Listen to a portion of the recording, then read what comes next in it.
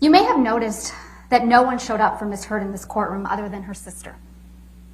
Every other witness who traveled to Virginia for her was a paid expert. This is a woman who burns bridges.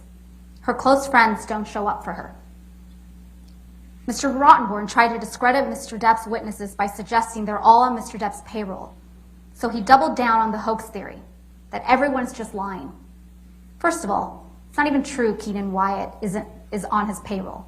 Ben King isn't on his payroll. Officer Melissa Sines isn't on his payroll.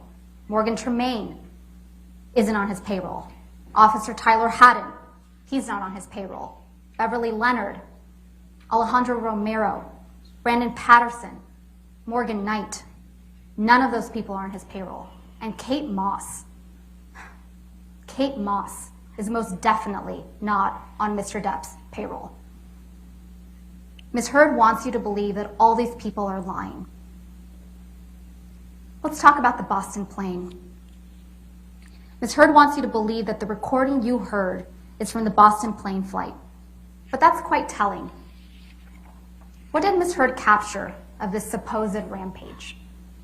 Mr. Depp moaning in distress? That's what she chose to record.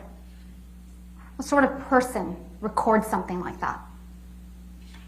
What sort of person takes pictures of their husband or boyfriend or fiance who's struggling with sobriety, nodding off with ice cream dripping down his leg, his hand in his pocket,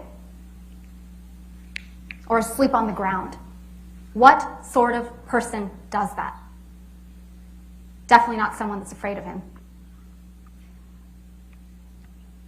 And Ms. Heard's attorney told a story of May 21 that was completely, utterly inconsistent with the testimonies of Officers Sines and Haddon, who testified clearly that they saw no signs of injury, no sign of property damage.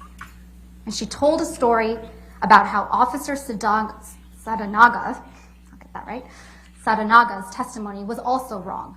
She testified that the report was only required in case of a crime. Ms. Heard's attorneys tried to tell you that Mr. Depp apologized on May 22nd because he had hit Ms. Heard. Mr. Depp didn't apologize to Ms. Heard on May 22nd for hitting her. He apologized because he was leaving Ms. Heard. And this was a woman that, in spite of all her violence and all her rage, Mr. Depp, he loved her. He had been with her for years. Of course he apologized when he finally broke it off.